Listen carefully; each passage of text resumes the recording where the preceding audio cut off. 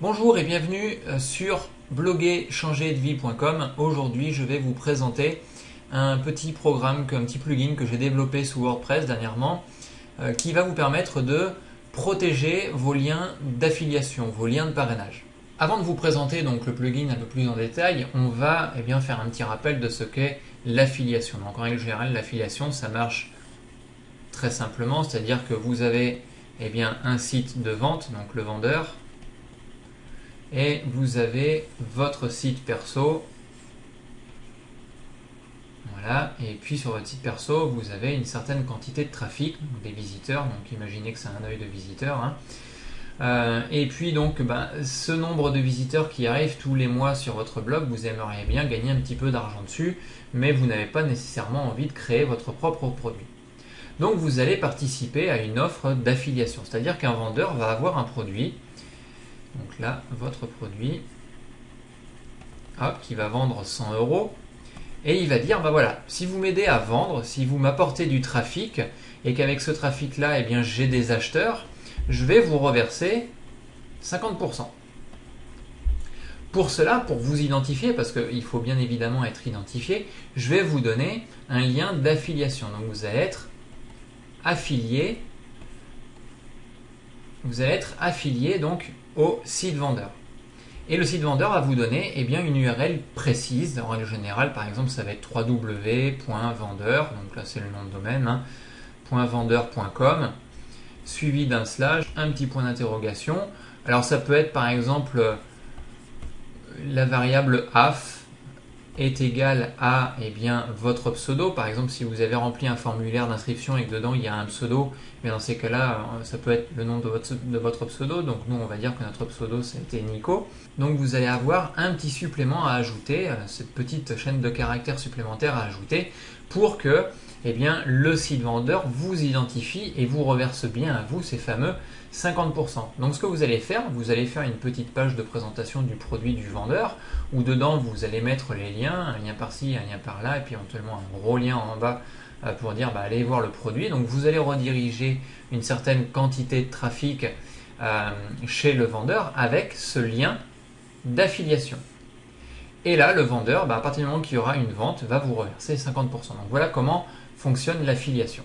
Alors maintenant, il y a deux mentalités. Soit vous laissez le choix aux personnes de passer outre votre lien d'affiliation.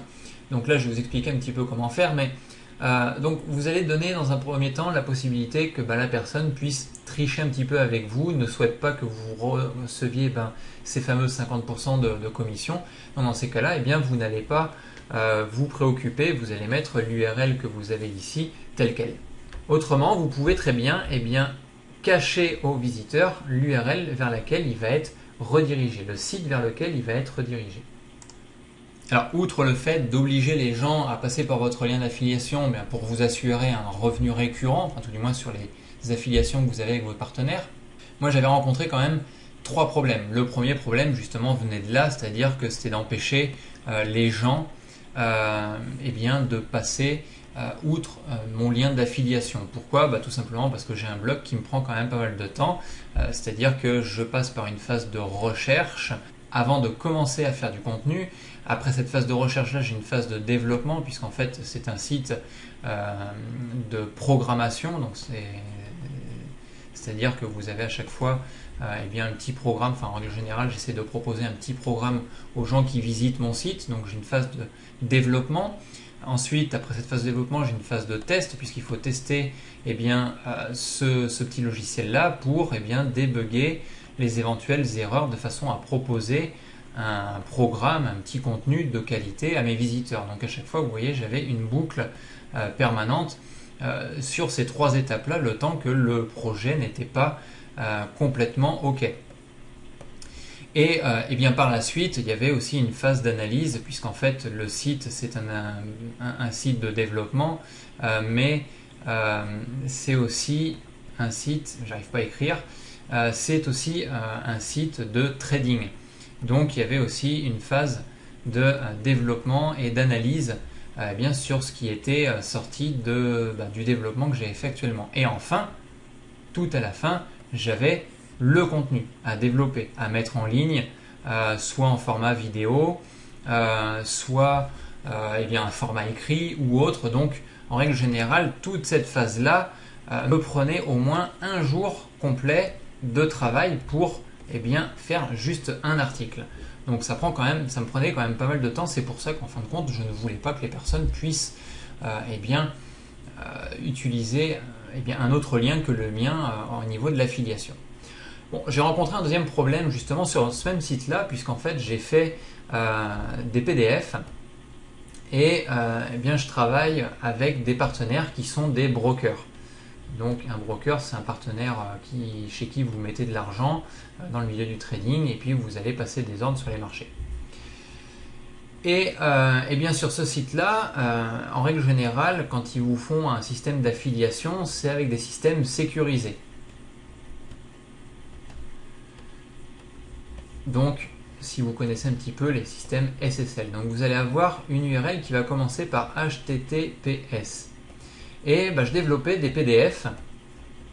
Et dans ces PDF là, je renvoyais avec des liens d'affiliation qui m'étaient fournis par les brokers. Sauf que bien certains liens sécurisés via le PDF me renvoyaient une erreur et ne me permettaient pas de rediriger correctement les gens vers le site de façon à ce qu'ils puissent être affiliés en mon nom. Et le troisième problème, enfin c'était pas un problème, c'était plutôt une exigence que j'avais, donc troisième problème, on va quand même le mettre comme ça, c'est que je voulais connaître le nombre de personnes qui allaient chez le partenaire. Donc le nombre de partenaires. Je vais peut-être écrire les mots en entier. Alors vous m'excuserez si j'écris mal, c'est simplement pour illustrer un petit peu ce que je dis et les différentes étapes. Donc le troisième souci, c'est que je voulais connaître le nombre de personnes qui allaient chez mes partenaires. Donc de façon à faire des statistiques sur mes liens. Ils auraient pu très bien aussi être placés à différents endroits du site, de façon à par exemple faire plusieurs versions des liens, et puis mettre un lien qui va chez un partenaire, donc un partenaire unique, et de mettre un lien ici, un lien à ce niveau-là, et puis un lien en pied de page par exemple, et de savoir quel lien est le plus cliqué de façon à optimiser mes pages pour avoir le meilleur taux de transformation, le meilleur taux de redirection vers mon partenaire. Si par exemple ce lien-là offrait 10 clics sur 100 visites, que celui-là n'en faisait que 2 et celui-là 0, dans ces cas-là, ces liens-là n'avaient pas vraiment lieu d'exister. Donc je préférais optimiser ces liens-là de façon à optimiser mes revenus sur l'affiliation de mes partenaires. Donc voilà pourquoi j'ai créé ce plugin. Donc il y a quand même 4 utilités à ce plugin-là. Le premier, c'est de protéger vos URL d'affiliation, vos liens d'affiliation. Le deuxième, effectuer des statistiques sur le trafic que vous générez vers les pages de vente de vos partenaires. Et puis le troisième, c'est d'éviter les erreurs sur les fichiers PDF. Et il y en a un quatrième qui est quand même pas mal aussi, c'est qu'en fait c'est un système de short URL. Donc ça veut dire qu'il va raccourcir votre URL, comme par exemple pour le mettre sur Twitter, de façon à ne pas dépasser le nombre de caractères autorisés par ce réseau social. Donc là, ça vous permet de réduire vos URL plutôt que d'avoir une URL qui va faire 100 caractères par exemple. Vous allez avoir une URL qui va n'en faire plus que, on va dire, 10 ou 15, suivant votre nom de domaine. Donc voilà les 4 points que l'on peut voir, les 4 avantages que l'on peut voir avec ce plugin là. Alors, comment l'installer? C'est ce qu'on va voir tout de suite. Donc pour installer le plugin, c'est très simple. Dans un premier temps, vous allez pouvoir donc télécharger le plugin qui se trouve juste en dessous de cette vidéo là. Et puis après, vous allez directement dans l'administrateur de WordPress pour aller dans Extensions et cliquer sur Ajouter. Donc le fichier que vous allez télécharger, c'est un fichier en .zip, donc c'est un fichier qui est reconnu par WordPress. Donc une fois que vous arrivez sur la page Installer des extensions, vous cliquez sur Envoyer et vous allez pouvoir aller chercher le fichier que vous avez téléchargé. Donc là, je suis directement dans le dossier qui m'intéressait, mais si vous téléchargez par exemple avec Windows, vous allez pouvoir retrouver votre fichier dans le dossier téléchargement.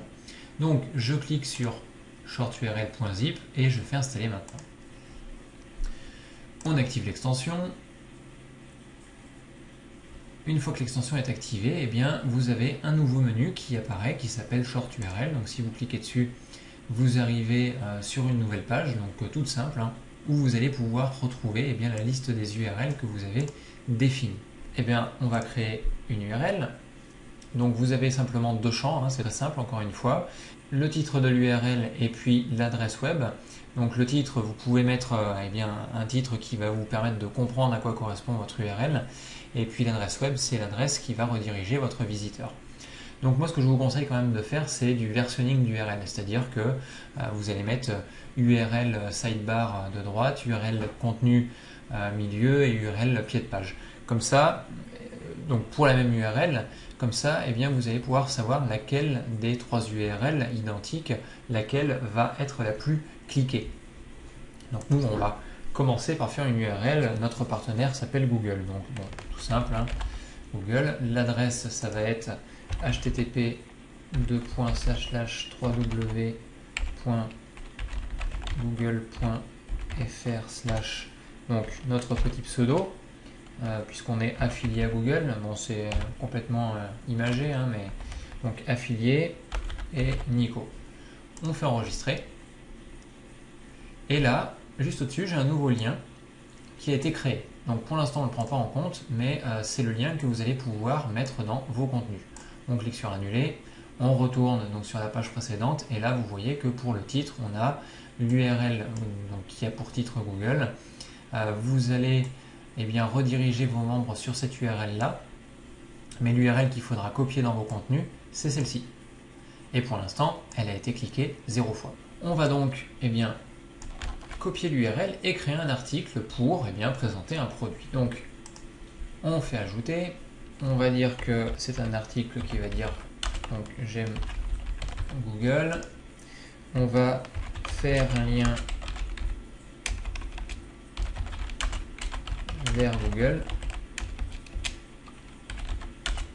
Donc on va insérer notre lien d'affiliation qui est protégé maintenant et on va publier notre article. Donc une fois l'article publié, eh bien, on va pouvoir l'afficher.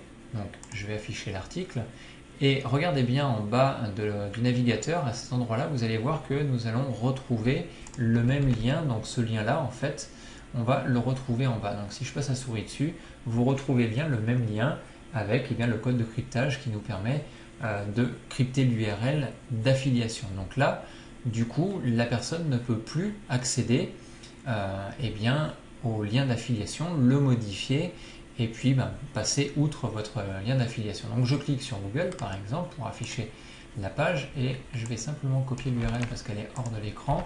Et donc vous voyez que le lien d'affiliation a bien été respecté. Donc on a d'une part protégé l'URL et en plus le lien d'affiliation va fonctionner correctement. Donc je disais tout à l'heure qu'on pouvait avoir les statistiques. Donc là je retourne dans le menu Short URL et on voit qu'on a effectué donc 2 clics sur le lien Google. Et puis donc on va pouvoir effectuer des statistiques sur un deuxième lien. Par exemple on pourrait ajouter bien Google version 1, c'est le même lien d'affiliation, on fait ajouter, on retourne dans le menu précédent, enfin tout du moins dans la page précédente, on a toujours le même lien d'affiliation avec 2 liens différents. On va retourner dans l'article j'aime, on va faire modifier l'article pour retourner en arrière, et puis ici on va faire un autre lien de GG. Hop. Donc je passe dessus, j'ajoute mon lien, je fais mettre à jour. Une fois que les liens sont mis à jour, eh bien, je fais réafficher l'article.